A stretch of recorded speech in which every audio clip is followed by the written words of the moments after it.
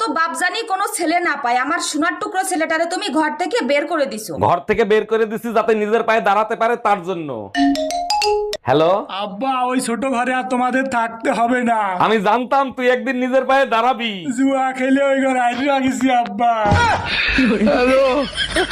বলিস কি, ওর এত বড় সর্বনাশ হইলো কি করে? এই কে ফোন দিছে? কার সর্বনাশ হইছে? ওরে আর একমাত্র আল্লাহ ছাড়া কেউ বাঁচাতে পারবে না। আরে কার কি হইছে? কারে আল্লাহ ছাড়া বাঁচাতে পারবে না? আরে আমাদের মামুন আছে না, মামুনের বিয়ে ঠিক হয়ে গেছে। আজ তোরে বাঁচাবে কে? অরুণ ভাই ইয়ার কি করবেন না, সত্যি করে বলবেন মানুষের ভালোবাসা হয় কখন? আরে ভাবি, এটাও জানেন না, শনি যখন মঙ্গলের ঘাড়ে ভর করে ঠিক তখন। কথাটা শুনতে তিতা লাগে কিন্তু সত্য। আর বিয়ে হয় কখন? এটা তো আরো সহজ, উপরওয়ালা যখন বিনোদনের মুডে থাকে ঠিক তখন।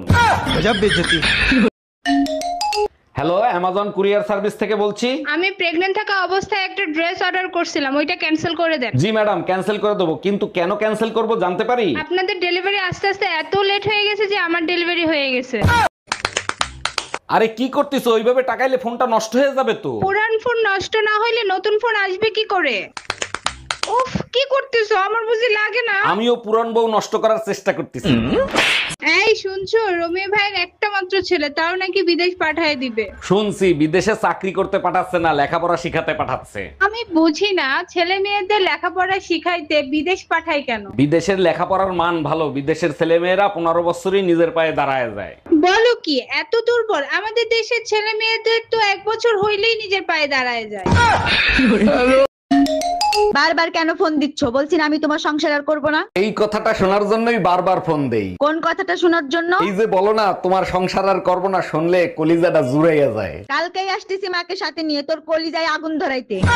আরে অরুণ ভাই, কি হইছে? মন খারাপ করে বসে আছেন কেন? ভাবি, টাকার টেনশনে আছি। পাশের বাড়ির ভাবিরে 5000 টাকা ধার দিছিলাম। এতে টেনশনের কি আছে? ভাবির কাছ থেকে টাকা চেয়ে নিয়ে আসেন। টাকা আনতেই গেছিলাম, ভাবি বললো আজকে নাকি আমাকে হ্যান্ডসাম লাগতেছে। টেনশনে আছি, টাকাটা কি ফেরত পাবো নাকি পানিতে ডুবলো।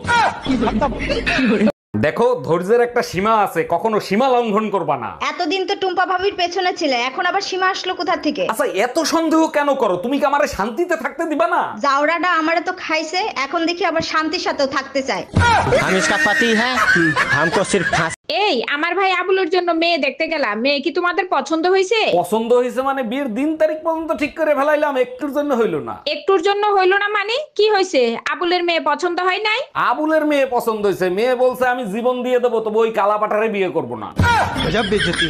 হ্যালো, এই কোথায় তুমি? তুমি যেখানেই থাকো এই মুহূর্তে বাসায় চলে আসো। কেন, কি হয়েছে? কেউ মারা গেছে নাকি? আরে কেউ মরে নাই, পাশের বাসার ভাবির ছেলে হইছে। পাশের বাড়ির ভাবির ছেলে হয়েছে, তা আমি কি করবো? আইসে নাচবো? ছেলের চেহারার সাথে ভাইয়ের চেহারার কোনো মিল নাই, তাই তোমাকে ডাকতিছে। আচ্ছা, বিয়ের আগে তো তুমি আমার রূপের অনেক প্রশংসা করতে, এখন করো না কেন? বিয়ের আগে তো তোমার রূপ দেখতাম, তাই রূপের প্রশংসা করতাম। এখন তো তোমার মুখ চলে, এখন কি মুখের প্রশংসা করব? দেখো, একদম বাজে কথা বলবা না। রূপের প্রশংসা করতে বলছি, রূপের প্রশংসা করো। ভাবতেও অবাক লাগে, তোমার মতো সুন্দর নারী একদিন দজ্জাল শাশুড়ি হয়ে যাবে। হ্যালো, কেমন আছো? আমি সব সময় ভালো থাকি, ফোন দিছো কেন সেটা তুমি বলো। জানো না তোমাকে কতটা মিস করি। I love you so much. এতই যখন মিস করো, সকালে ঝগড়া করে বাসা থেকে বের হয়ে গেছিলে কেন? শালা ঘরেই ফোন লেগে গেছে।